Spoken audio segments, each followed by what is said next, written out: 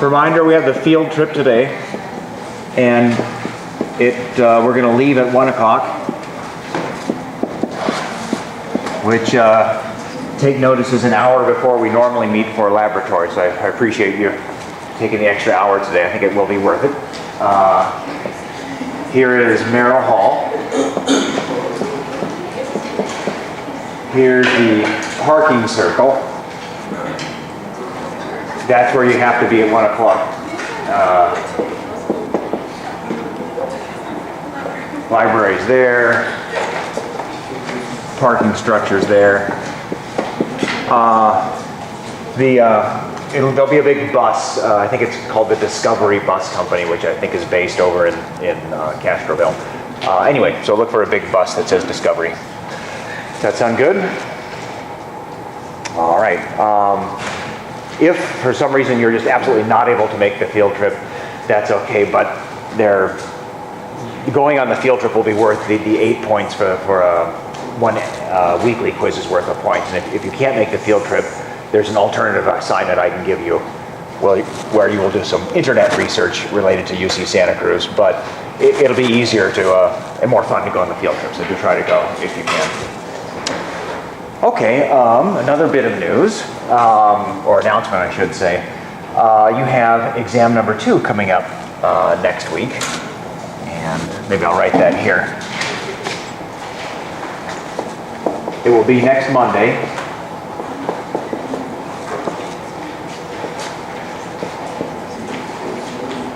And as just like we did before, you'll take it during the laboratory period, and it'll be a lot like the last one. It'll begin with a multiple choice section followed by short answer fill in the blank style questions.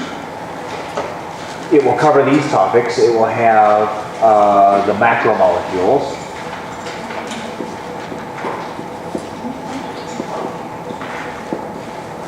which include the carbohydrates, lipids, proteins, and nucleic acids.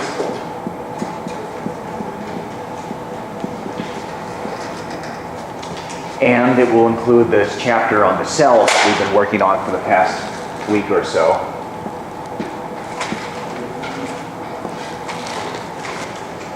And that's it. Those are the topics that will be on it. Now, in laboratory, you did a laboratory exercise on carbohydrate. Remember where you mashed up the bread and chewed on the bread and stuff like that? You did a laboratory exercise on the lipids. That was the one where you made the soap and whatnot. And you did a laboratory exercise on proteins, where you got those little amino acid cards and linked them together on your desktop. So there'll also be some questions on those topics on carbs and lipids and proteins that are based on the laboratory exercise, not merely the stuff that was presented in here in lecture.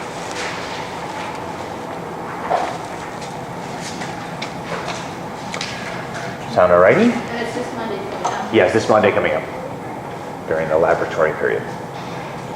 We're probably going to finish the cells chapter today, and then I'll move on to the next chapter, which is called energy and metabolism, but none of that topic will be on the midterm.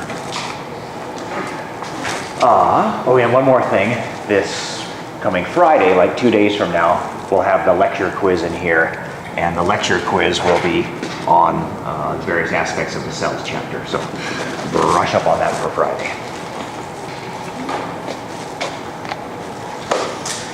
Are we good? All right. Well, let's see. So we were working on the cells chapter, and one of the major concepts is that here on planet Earth there's 2 major types of cells, prokaryotes and eukaryotes, and of course we are in the eukaryotic kingdom, meaning we have the eukaryotic type of cells. And the defining difference was the presence of a nucleus.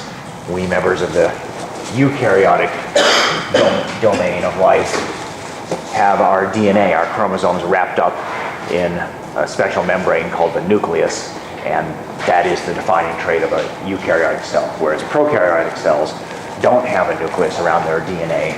Their chromosome just sort of floats around inside the cytoplasm of their cells. So that's the defining difference. There are also some other differences between prokaryotes and eukaryotes, and one of them is, do they have membranous organelles or not? And membranous organelles are structures inside the cell, organelles that are made out of membrane. And the answer is that eukaryotic cells have membranous organelles, and prokaryotic cells do not. Prokaryotic cells can have non-membranous organelles, membranes made out of, or organelles made out of proteins and things like that, but they don't have any membranous organelles. And so what I've been doing is going through the various membranous organelles and discussing what their function is inside eukaryotic cells. And I think we started with the nucleus, which of course is there to surround and protect the DNA. And then just outside the nucleus and actually connected to one of the nucleuses, one of the nuclear membranes, is this structure right here that's called the endoplasmic reticulum. And it's kind of a manufacturing center. Proteins are manufactured in this part. All those little dots on the side are ribosomes that are stuck to the outside of that part of the endoplasmic reticulum. That part is called the rough ER because it looks rough, thanks to all those ribosomes. So proteins are manufactured there. And this part that's a little bit further away from the nucleus is called the smooth endoplasmic reticulum, the smooth ER, and that's a lipid manufacturing center. So taken together, the endoplasmic reticulum manufactures proteins and lipids for the cell. When the proteins and newly manufactured lipids exit the endoplasmic reticulum, they form little bubbles called vesicles, a little hollow bubble of membrane that buds off from the smooth ER and travels to this organelle, this membranous organelle, which is called the Golgi apparatus or the Golgi body. And it's a sorting and distribution center. It takes those newly made proteins and lipids, figures out where they're supposed to go inside the cell, and then new vesicles bud off from the Golgi and carry those proteins and lipids to wherever their final destination is supposed to be. And I think I showed you right here, for instance, a membrane protein of some sort, like a receptor protein or a transport protein, budded off from the Golgi and went in a vesicle and got embedded there in the membrane. But some vesicles that head towards the membrane are there to export the contents. For instance, maybe the cell is making some sort of substance here that is supposed to be exported out of the cell. And in that situation, the vesicle that reaches the membrane does a process called exocytosis, which literally means exiting the cell. Let's watch that occur. There goes the vesicle carrying the stuff that's supposed to be exported. The vesicle fuses with the plasma membrane, and the contents inside the vesicle just get dumped to the outside. And that's how the cells secrete materials. And typically, the things that get exocytosed are things that are too large to fit through a transport protein. The transport proteins that form little tubes through the membrane usually only handle small solutes going in and out of the membrane, but for bigger stuff, the cell has to use the exocytosis. And there's a process called endocytosis, which is the exact opposite. It's essentially exocytosis run backwards. If the cell needs to take in some big molecules, like maybe the cell wants to import some proteins because it needs some amino acids, or if the cell needs to import some carbohydrates because it needs some glucose. Here we go. What can happen is when those materials that need to be imported come to the cell membrane pinches inward and a new vesicle forms that carry those materials into the cell. And the most typical example of that endocytosis is things called food vesicles, which are, as I said, where the cell is going to end up digesting the material that's inside there so that the cell can use the monomers that it's made out of.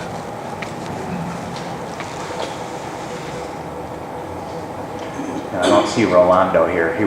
When I showed this last week, he said, aren't receptors involved in that? And he was correct. In my cartoon, I just showed the protein coming in from the outside just sort of hitting the membrane and then causing a vesicle to form. But in real life, there are receptors in the membrane that first grab hold of the food molecules that need to be brought in And then once those receptors bind onto the food molecule, they signal the inside of the cell, hey, I've just received some food molecules, and then the cell does the endocytosis and brings the material. And there's a figure from your textbook. These are the molecules that are being imported.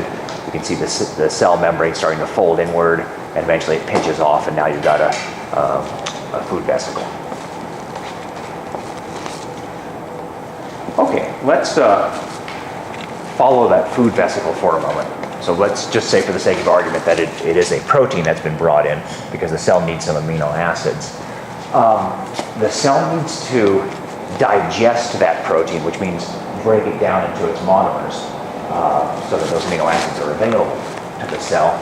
And there's a specialized digestive organelle, another of our membranous organelles, called the lysosome, whose job it is to digest things for the cell. The lysosomes bud directly out of the Golgi. In other words, when there's something that needs to be digested, like a food vesicle, the Golgi body manufactures a lysosome to do that digesting. So there's the food vesicle, and watch the Golgi here. All right, so the Golgi makes this new membranous organelle, which is the lysosome. Some people call the lysosomes the stomach of the cell, and I think that's a great way of describing it. Just like a stomach, the internal environment of a lysosome is very acidic. I'm not sure of the exact pH, but if I had to guess, somewhere around pH 2. And so that helps it to digest materials. And again, just like your stomach, the lysosomes are full of digestive enzymes, which are proteins that break down other molecules into their monomers. The newly made lysosome will then bud off the Golgi, and it will track down and intercept food vacuoles, and they will actually fuse together so that the enzymes and acids inside the lysosome can get at the molecules inside the food vesicle. There's a close-up of the lysosome, the little H pluses, because it has an acidic environment, and the protein-looking things are the digestive enzymes inside the lysosome. All right, so it goes to the food vesicle. They fuse together like that, and now